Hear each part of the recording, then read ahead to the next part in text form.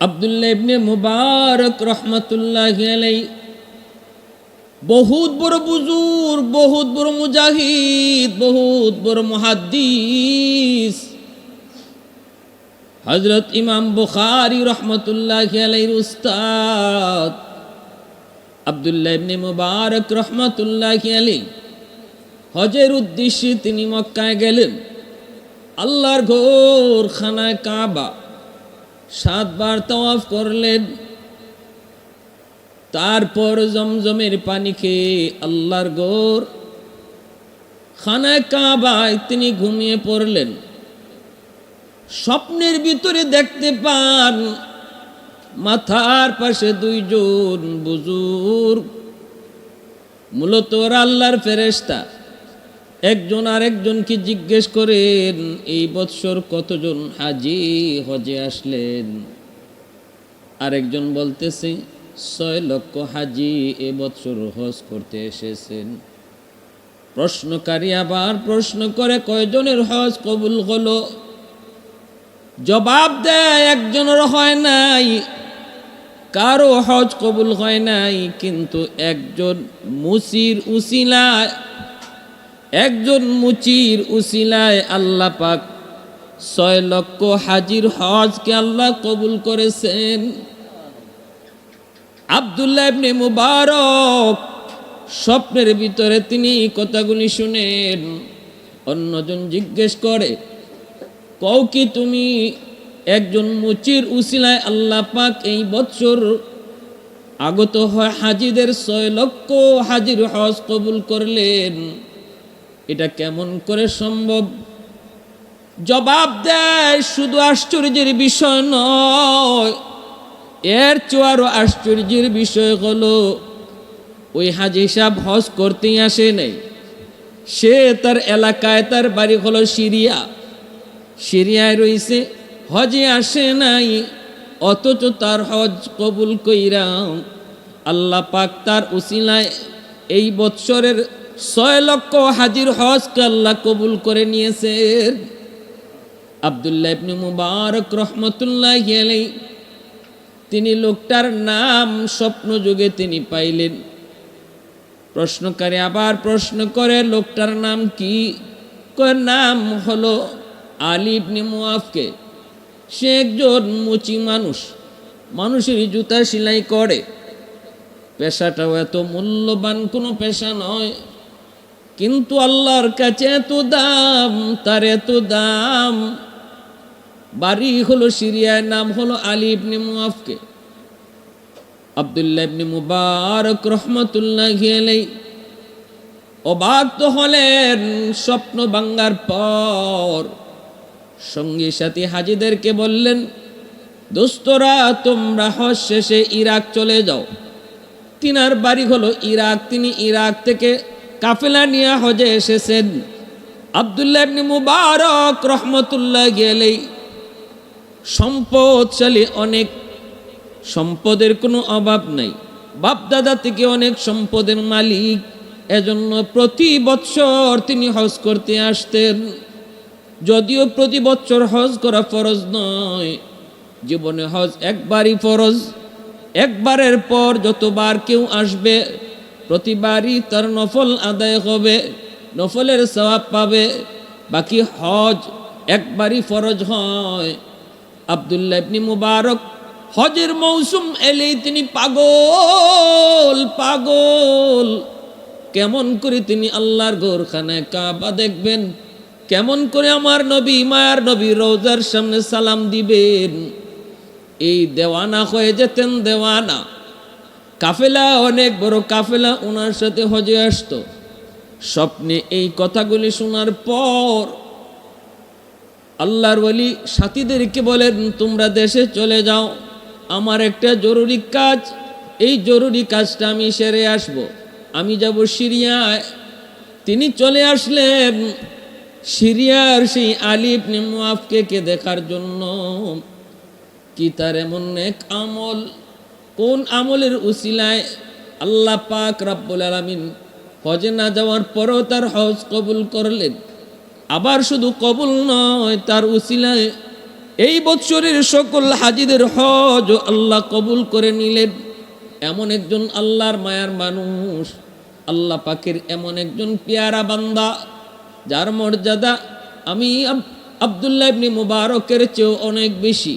তার সঙ্গে সাক্ষাৎ করা বড় নসিব নসিব।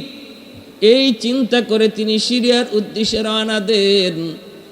শহরে ঢুকলেন, মানুষকে জিজ্ঞেস করেন, আলী ইবনে মুআফকে কেউ চিনো কি? কেউ চেনে না, কেউ চেনে না, চেনার কথাও না। মুচির নাম কি? মুচি মানুষ বা সমাজে কতটাই বার সম্মানী হয়। সমাজের পায় পঞ্চায়েত বিচার বৈঠকে তারে কেই বা ডাকে। আল্লাহর নবীও বলেছেন, আমার উম্মতের ভিতরে এমন বহু কুতুব, এমন বহু আল্লাহর কুতুব থাকবে যাদেরকে মানুষজন মূল্যায়ন করবে না, যাদের মানুষেরা তাকে ভালো পোশাকেও দেখবে না, সমাজে ভালো ভালো অনুষ্ঠানে তাদেরকে দাওয়াতও দেবে না। পোশাক আশাকগুলি হবে গরিবের, কম দামি পোশাক, চেহারায় দারিদ্রতার ছাপ। আল্লাহর নবী বলেন, এমন আমার কিছু উম্মতের ভিতরে কুতুব যুগে যুগে থাকবে, যুগে যুগে তারা থাকবে। আব্দুল্লাহ ইবনে মুবারক রহমতুল্লাহি আলাইহি তিনি মানুষদেরকে জিজ্ঞেস করেন, আলী ইবনে মুআফকে কে কেউ চিনো কি? কেউ বলে না, আমরা তো এমন নামে কাউকে চিনি না, চিনার তো কোথাও না। তিনি এবার মনে মনে ভাবলেন, তাহলে তো লোকটা শহরে নয়, শহরে থাকে না। শহরে থাকলে তো কম বেশি কেউ না কেউ তারে চিনার কথা। গোটা শহর তালাশ করার পর আব্দুল্লাহ ইবনে মুবারক রহমতুল্লাহি আলাইহি তিনি চলে গেলেন গ্রামে। মনে হয় লোকটা গ্রামের বাসিন্দা। গ্রামের বাজারে তিনি যে খুঁজতে লাগলেন, পরিচয় পেয়ে গেলেন। একজনে কইল, এই নামে একজন মুচি আছে। কোথায়? ওই যে তার করে ঘর। আব্দুল্লাহ ইবনে মুবারক তার কাছে আসলেন, আয়েশা তার পরিচয় পেয়ে গেলেন, নাম জিজ্ঞেস করলেন। স্বপ্নে দেখা নাম আর এই নাম বাস্তবে মিলে গেল। পরিচয় শুনলেন, পেশা কি? মুচিগিরি। শোনা মাত্রই তার স্বপ্নে দেখার বিবরণ বাস্তবে মিলে গেল। আব্দুল্লাহ ইবনে মুবারক রহমতুল্লাহি আলাইহি বার বলেন, ভাই আপনি আল্লাহর কাছে এত দামি কেমনে হলেন গো? আল্লাহর কাছে আপনার এত দাম, এত সম্মান কেমনে হলো? আপনি কি বছর হজে গেছেন? কয় না, হজে গেলেন না, অথচ আপনার হজ কবুল। শুধু তাই নয়, আপনার উসিলায় এই বছরের সকল হাদিজের হজ কবুল। আমি স্বপ্নের মাধ্যমে এই আলোচনা শুনেছি। মাতার পাশে দুইজন ওয়ালি, মাতার পাশে দুইজন বুজুর্গ, তাদের আলোচনা আমি শুনেছি। শুনে রাখবেন, স্বপ্ন হলো কয়েক প্রকার। একটা হলো স্বপ্ন আল্লাহর পক্ষ থেকে, আরেকটা হলো শয়তানের পক্ষ থেকে, আরেক ধরনের স্বপ্ন হলো নিজের খামখেয়ালি। দুনিয়ার মধ্যে দিনে আমরা যা করি, কর্মে যা করি, এই কর্মটাই নিজে আমরা স্বপ্নে দেখি। শয়তান কিছু স্বপ্ন দেখায়, যেই স্বপ্নগুলোর কোনো বাস্তবতা নাই। আবার নিজের খামখেয়ালি যা দেখি, নিজে দিনের বেলা যা করি, এটাও আবার স্বপ্নে দেখি, এটাও এর কোনো অস্তিত্ব নাই। কিন্তু কিছু স্বপ্ন আছে আল্লাহর পক্ষ থেকে। রে যুবক, আল্লাহর পক্ষ থেকে কিছু স্বপ্ন আল্লাহ তার ওলি আল্লাহদেরকে দেখায়, আল্লাহ তার পেয়ারা বান্দাদেরকে দেখায়। নবী পয়গম্বরগণকে আল্লাহ পাক স্বপ্ন দেখায়, যে এই স্বপ্নগুলি আল্লাহর পক্ষ থেকে হয়। নবীদের স্বপ্ন আমার আপনার স্বপ্নের মতো নয়। নবীদের স্বপ্ন হলো ওয়াহি, বাস্তবে আল্লাহর পক্ষ থেকে যা নির্দেশ হয় জিব্রাইল মারফত। স্বপ্ন যুগও তাদের কাছে ওহী পাঠানো হয়। স্বপ্নে যা দেখেন নবীরা বাস্তবে তা করেন, কারণ এটা আল্লাহর পক্ষ থেকে ওয়াহি। আব্দুল্লাহ ইবনে মুবারক বহুত বড় আল্লাহর ওলি। 6 মাস যিনি হাদিস পড়ান, 6 মাস জিহাদে থাকেন, 6 মাস যিনি হাদিস পড়ান, 6 মাস যিনি জিহাদের ময়দানে থাকেন, সে আব্দুল্লাহ ইবনে মুবারক ইমাম বুখারী রহমতুল্লাহি আলাইহির উস্তাদ। এত বড় মুহাদ্দিস, এত বড় জগৎ বিখ্যাত মুহাদ্দিস। ভাইয়েরা বন্ধুরা, তিনি যে ওই লোকটার পাশে যায় অসহায়ের মতো দাঁড়িয়ে বলেন, ভাই বলো বলো না, এত বড় মর্যাদা, এত বড় সম্মান আপনি কেমনে কামাই করলেন? এবার লোকটায় কয়, হুজুর আপনি তো আমাকে চিনলেন, কিন্তু আমি তো আপনাকে চিনি নাই, আপনি কে? তখন তিনি পরিচয় দেন, আমার নাম হলো আব্দুল্লাহ ইবনে মুবারক, নাম বাড়ি হলো ইরাক। শোনা মাত্রই মুচি ওই মানুষটা আল্লাহর ওলি, সেও তো আল্লাহর বহুত বড় ওলি। অবাক হয়ে গেল, অবাক হয়ে গেল, আল্লাহ পাকের শুকরিয়া আদায় করলো। আর বলতেছে, শুধু নাম শুনেছি, ইরাকের বহুত বড় বুজুর্গ, বহুত বড় মুহাদ্দিস আব্দুল্লাহ ইবনে মুবারক, শুধু নাম শুনেছি, কোনোদিন দেখি নাই। আজ আমি নিজের চোখে দেখলাম। শুধু তাই নয় গো, তিনি আজ আমার খুঁজে চলে আসলেন। এই বলে মালিকের কুদরতি কদমে শুকরিয়াতান সেজদায় পড়ে গেলেন।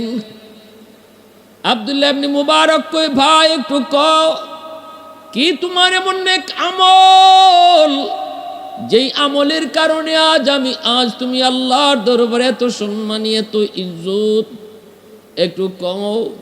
বলতেই এই মুচি মানুষটাই কয়, হুজুর আমি কেমনে তো সম্মানী আমি নিজেও জানি না, তবে আমার দিলের ভিতরে আল্লাহর গোরখানায় কাবা দেখার জন্য এত পাগল, এত পাগল, আমার দিল এত দেওয়ানা।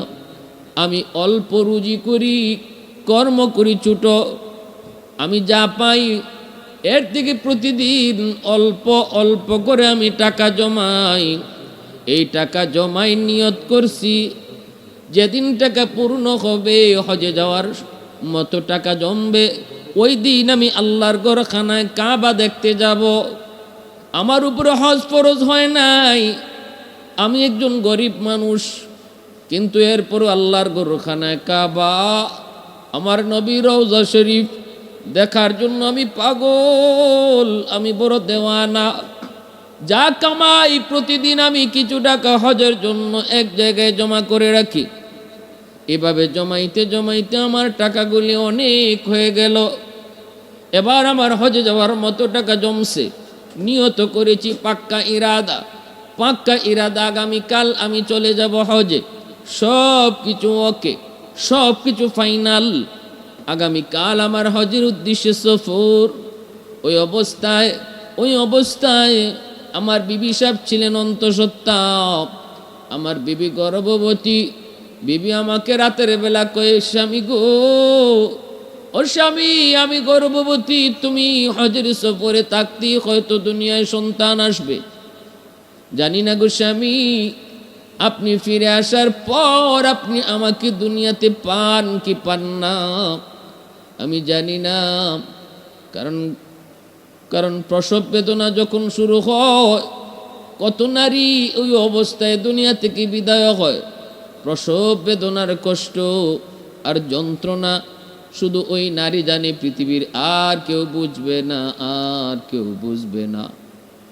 কত নারী, কত মা, কত বোন প্রসব বেদনার সময় সহ্য করতে না পেরে কত নারী দুনিয়া থেকে চিরদিন বিদায় হয়। সন্তান দুনিয়াতে আগমন করে, দুনিয়াতে আইসে দেখি দুঃখিনী মা দুনিয়াতে নাই। এত কষ্ট, এত যন্ত্রণা। এই কষ্ট ওই সময় হয়তো আপনি আবার হজ থেকে আসবেন, আল্লাহ হায়াতে রাখলে হয়তো পাবেন, নয়তো পাবেন না। এজন্য স্বামী গো, আপনার কাছ থেকে আমি মাপ চাই। যদি জীবনে কোনো দিন ভুল করে থাকি, মাফ করে দিবেন। আপনি আমাকে মাফ করে যান। আর যদি আমি আপনার হক যথাযথ আদায় করতে পারি নাই গো স্বামী, আপনি আমার উপর কোনো অভিমান রাখেন না, আমার উপর কোনো কষ্ট রাখেন না। স্বামী বিবির হাত ধরে কয়, না গো বিবি, আমি তোমার উপর খুশি, আমি তোমার উপর খুশি। আমাদের দাম্পত্য জীবন ছিল বড় সুখের, বড় আনন্দের। আমার তোমার প্রতি কোনো রাগ নাই, কোনো গুসা নাই, কোনো অভিমান নাই। আমি তোমার উপর চরম থেকে চরম খুশি। বিবি এবার কয়, স্বামী গো, ও স্বামী, শেষ বেলা আমার একটা ইচ্ছা পূরণ করবেননি? স্বামী কয়, কি কয় আমার একটু গোশত খাওয়ার ইচ্ছা হইতেছে, মন চায় একটু গোশত খাবো, আমার একটু গোশত খাওয়াইয়া যাবেননি? হয়তো জানি না এই গোশতই আমার জীবনের শেষ খাওয়া হতে পারে। স্বামী গো, আমার মন চায়, দেখেন একটু গোশত পান কিনা। আলী ইবনে মুআফকে কয়, বিবি এত রাত আমি গোশত পাবো কোথা থেকে? এখন গোশত তোমার খাওয়াবো কোত্থেকে? এরপরও স্বামী বের হয়ে গেলেন স্ত্রীর মনের আশাটা পূরণ করার জন্য। পাশের ঘর থেকে গোশতে রান্নার একটু ঘ্রাণ আসতেছে। আলী ইবনে মুআফকে ওই পাশের ঘরে গেলেন, যায় দরজার আড়াল থেকে ডাক দিলেন, আসুনি কেউ ঘরে? একটু তরকারি দেওয়া যাবে নি, কালকে আবার ফেরত দিয়ে দিব। আমার বিবি এখনই এই মুহূর্তে একটু গোশত খাইতে চায়, যদি আমাকে একটু করজ দেন না, আমি আগামী কাল হয়তো আবার ফেরত দিয়ে দেব। ভিতর থেকে একজন মহিলা আওয়াজ দেয়া কয়, আলী, ও আলী, এই গোশতটা শুধু আমাদের জন্যই হালাল, এই গোশতটা তোমার জন্য হালাল নয়। এই গোশতটা শুধু আমার জন্য, আমার পরিবার, আমার বাচ্চাগুলির জন্য হালাল, তোমার জন্য সেটা হালাল নয়, সেটা হারাম। আলী কয়, এটা কেমন কথা? শরীয়তের কোনো বিধিবিধান কারো জন্য হালাল, কারো জন্য হারাম নয় গো। শরীয়তের বিধান সবার জন্য সমান। ধনীর জন্য যেটা হালাল, গরিবের জন্য সেটা হালাল।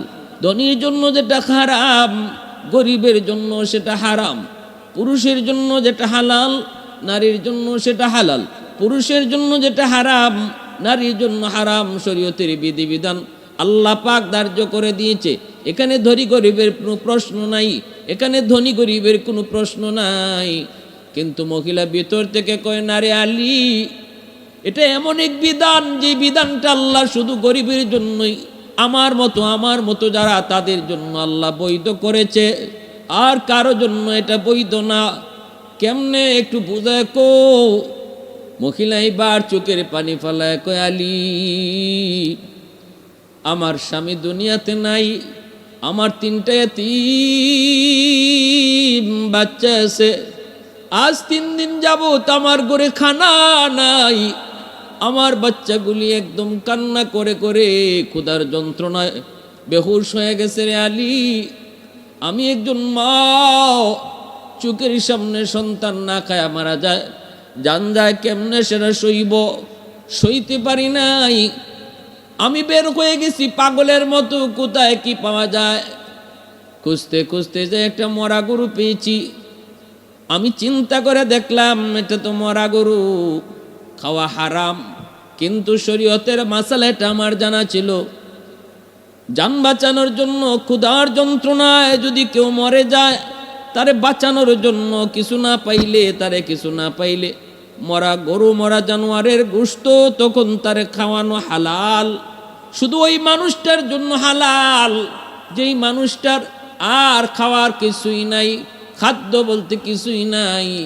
আবার জান যায় অবস্থা, ওই অবস্থায় ওই প্রেক্ষাপটে তার জন্যই শুধু এই গোশতটা হালাল।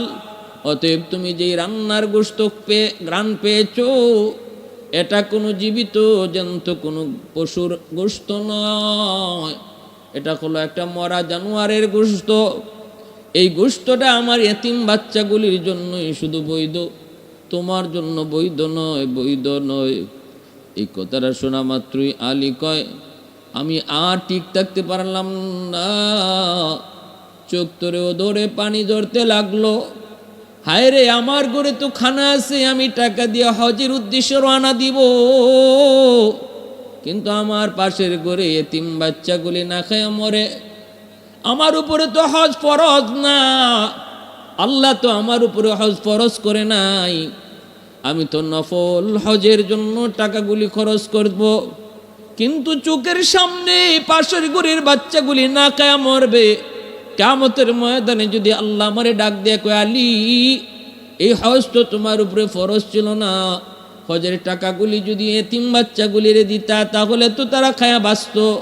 কি জবাব দিব মালিকের দরবারে? দৌড় দিয়ে আলী চলে আসলেন। আয়েশা থলেতে রাখা হজের যে টাকাগুলি ছিল জমানো, বছরের পর বছর যাবত যেই টাকাগুলি তিনি জমাইছিলেন হজের জন্য, ওই টাকাগুলি নিয়ে এতিম বাচ্চার মার কাছে দিয়া বলেন, মা গো নেন, এই টাকাগুলি আপনি আপনার সন্তানদেরকে নিয়ে খরচ করেন। আল্লাহর বান্দা আলী ইবনে মুআফকে তিনি আব্দুল্লাহ ইবনে মুবারককে কথাগুলি বলতেছেন আর চোখের পানি জোরে কান্দেন। আব্দুল্লাহ ইবনে মুবারক রহমতুল্লাহি আলাইহি তিনিও চোখের পানি জোরে কান্দেন। লোকটা কয়, হুজুর ওই রাতে আমি অনেক শান্তি পেলাম টাকাগুলি দেওয়ার পর। আমার এই টাকা পয়সাগুলি তাদেরকে দেওয়ার পর আমি দিলের ভিতরে এমন এক প্রশান্তি পেয়েছি, যে প্রশান্তিটা টাকার বিনিময়ে কখনো কেনা যায় না। হুজুর দেওয়ার পর আমি অনেক আনন্দিত হয়েছি। স্বপ্নে ওই রাতে আমি ঘুমাইলাম। ঘুমানোর পরে স্বপ্নে দেখি আমার ঘর পুরা আলোকিত হয়ে গেছে, নূরে নূরান্বিত হয়ে গেছে। হঠাৎ করে আমার ঘরে সূর্য, ঘটনা কি? একটু পরে তাকায় দেখি আর কেউ নন, তিনি রহমতের নবী, মায়ার নবী। পরিচয় দিয়ে কয়, আলী, এ আলী আয়, আজ তুই আমার এতিম বাচ্চাগুলির সাথে এমন আচরণ করেছো যে এতিম বাচ্চাগুলির বংশ আমি নবীর বংশ, আমার নবীর বংশের বাচ্চাগুলি এতিমের সাথে এত সুন্দর আচরণ তুমি করেছো।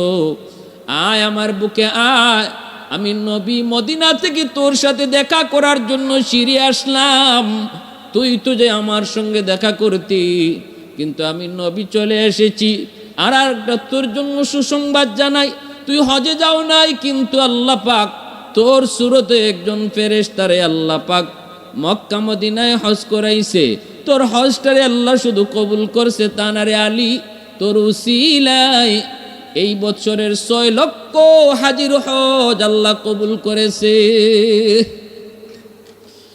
मैं तालिब मौला हूँ मेरे इश्क निराला, मैं तालिब मौला हूँ मेरे इश्क निराला, है जुमला जहाँ जिनके तजल्ली से उजाला, है जुमला जहाँ जिनके तजल्ली से उजाला, मदरुद जहाँ गैर खुदा यार नदारेम, যদি আদে খুদাহি চেদিগর কার নদারেম, যদি আদে খুদাহি চেদিগর কার নদারেম। আব্দুল্লাহ ইবনে মুবারক কথাগুলি শুনতেছেন। এইবার আলী কয়, হুজুর স্বপ্নে আমি আল্লাহর নবীর সুসংবাদ পেয়েছি। নবী আমাকে এই কথা শুনাইছেন, বাস্তবেও আমি প্রমাণ পেয়েছি। আমার এলাকার হাজিরা হজ থেকে ফিরে আসার পর একজন এসে আমারে কয়, ভাই এরে আলী, কোন সময় তুমি হজে গেলাই রে? জানতাম আমরা তুমি হজে গেছো, হজের নিয়ত করেছো, কিন্তু কখন কোন দিন গিয়েছো তা তো জানলাম না। কিন্তু আরাফার মাঠে তোমারে তো আমি দেখেছি, তুমি তো আমার সামনে একবার পড়েছো, আর তো তোমারে দেখি নাই কোথাও। আমি তো অবাক। আর এ কথা আমার বিশ্বাস হয়ে গেছে। হইছে তো হইছেই, নবী স্বপ্নে বলেছেন, এটাই তো বিশ্বাস। বাস্তবে আমি কথা পেয়েছি। আমি বললাম, বাইরে আমি হজে যাই নাই। কও কি তুমি? আরাফার মাঠে আমরা তোমাকে হজে পেয়েছি, তোমাকে আমি দেখেছি। আরেকজনে কয়, আলী আমি তো তোমাকে আল্লাহর গোরখানায় কাবা হজরে আসওয়াদের পাশে রুকনে ইয়ামিনিতে দেখেছি, তুমি তো আমার আগে তোয়াফ করতেছিলে। আরেকজনে কয়, আলী এ আলী নে একটা থলি নে। কিসের থলি? কয় জানি না। কি কও না?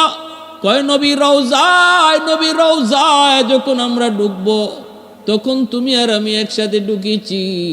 আল্লাহর নবীরে তুমি সালাম দিয়েছ, এরপরে আমার কাছে এই থলিটা দিয়ে কইছো, দোস্ত থলিটা একটু রাখো, আমি 2 রাকাত নামাজ পড়ি। নামাজ পড়ার পর আর তোমার আমি পাই নাই। এই যে নাও তোমার আমার কাছে দেওয়া থলি। আমি ওই থলি হাতে নিয়ে দেখি পুরো থলিটা স্মরণে ভরপুর।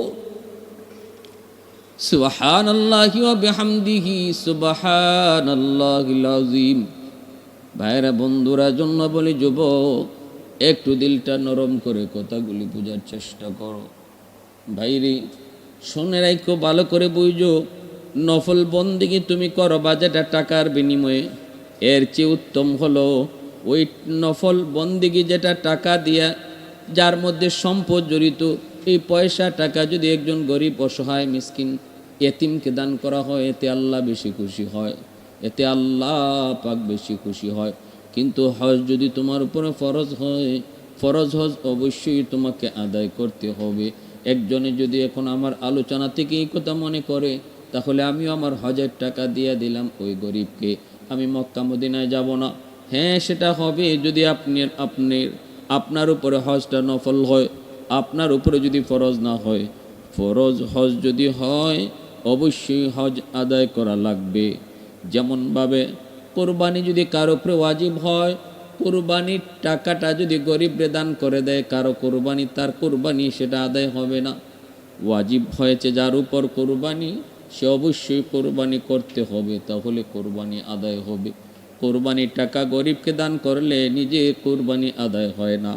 কিন্তু নফল নফল নফল যদি কেউ নিয়ত করে, এই অবস্থায় যদি সে দেখে না আমি নফল কোরবানি দেব না, বরং আমার পাশে অথবা আমার এলাকার দুর্যোগপূর্ণ এলাকা, বন্যা কবলিত এলাকা, ওই এলাকার মানুষগুলি আমি গরুর গোশত খাবো, কিন্তু ওরা তো আলুর বর্ত পাবে না, এরা তো না খায়া মরতেছে, এমন যদি হয় তাহলে নফল কোরবানির প্রয়োজন নাই। এই কোরবানির টাকাটা ওদেরকে দান করলে আল্লাহ বেশি খুশি হবে। ঠিক তেমনিভাবে প্রতি বৎসর হজ করা ফরজ নয়। যদি নফল এক বৎসর শুধু হজ ফরজ হয়, বাকি সময় হজটা তার নফল হয়, প্রতি বৎসর হজ না কইরা যদি সে এই টাকা পয়সা তার অসহায় আত্মীয়র ভিতরে কোনো মিসকিন এতিমকে দান করে, আল্লাহ বেশি খুশি হয়। কারণ মানুষ মানুষের জন্য খেদমতে খালকের দ্বারা আল্লাহ পাওয়া যায়। মানুষের সেবা করার দ্বারা, মানুষের উপকারে, মানুষের বিপদে পাশে থাকার দ্বারা আল্লাহকে খুব দ্রুত খুশি করা যায়। মানুষের মন খুশি হলে আল্লাহর কুদরতে দিল খুশি হয়। এজন্য মনে রাখবেন, ফরজিয়াতের বিধানগুলো একরকম আর নওয়াফিলের বিধানগুলো একরকম। ভাইয়ের আব্দুল্লাহ ইবনে মুবারক জানতেন কোন আল্লাহর ওলি না। আব্দুল্লাহ ইবনে মুবারক রহমতুল্লাহ আলাইহি, তিনার আব্বার নাম ছিল মুবারক করিম। ইনার আব্বু ছিলেন বহুত বড় বুজুর। তিনি যে মালিকের বাগানের চিফ ম্যানেজার ছিলেন মুবারক করিম, আব্দুল্লাহ ইবনে মুবারক রহমতুল্লাহ আলাইহির আব্বা। মালিক দীর্ঘদিন যাবৎ ওনার আব্বাকে তার বাগানের চিফ ম্যানেজার বানায় রাখছিল, মালি বানায় রাখছিল, ফুল বাগানের পাহারাদার এবং নিয়ন্ত্রক বানায় রাখছিল। এই মালিক একদিন নিজে তার বাগানে ঢুকছেন, ঢুকে বলতেছেন, মুবারক আমার একটা ডালিম খাওয়াও। মুবারক করিম একটা ডালিম আইনে খাওয়াইছেন, কিন্তু মালিক মুখে দিয়া দেখে অনেক তিতা। মালিক কই, মুবারক একটা ডালিম চাইলাম, কিন্তু এই গাছের ডালিম যে এত তিতায়, তুমি আমারে কেমন করে খাওয়াইছো, তুমি কি জানো না? মুবারক করিম কই, উস্তাদ মালিক আমার আজকে 20 বছর যাবত আপনার বাগানে আমি ডিউটি করি। একবারের জন্য আমি কোন গাছের ফল মিষ্টি আর কোন গাছের ফল কম মিষ্টি এই পরীক্ষা করি নাই। একবারের জন্য আমি হাত দেই নাই। তাই বলে এই কথা না আমার হাত যায় না, ইচ্ছা হয় না এমন না, ইচ্ছা হয়, হাতও যায় ফলের কাছে। কিন্তু যখনই কোনো ফলের কাছে হাত যায়, তখনই আমি দেখতে পাই আসমানের মালিক আমার দিকে তাকায় রইছে আর ডাক দিয়ে কয়, মুবারক এগুলা তোমার কাছে আমানত, আমানতের বস্তু, মালিকের অনুমতি ছাড়া হাত দেওয়া নিষেধ। যেই মাত্র আমি কোনো ফলের দিকে হাত দিই, দেখি আল্লাহ আমার দিকে তাকায় রইছে। এজন্য মালিক সরি, দুঃখিত মালিক, আমাকে আপনি খারাপ মনে করবেন না, কষ্ট নিয়েন না, আমি নিজেও জানি না কোন গাছের ফল বেশি মিষ্টি। এই কথা বলা মাত্রই বাগানের মালিক বুঝে গেছে মুবারক করিম জানতেন কোনো যুবক নয়, তার দিলের ভিতরে আল্লাহর ভয়, তার দিলের ভিতরে তাকওয়া।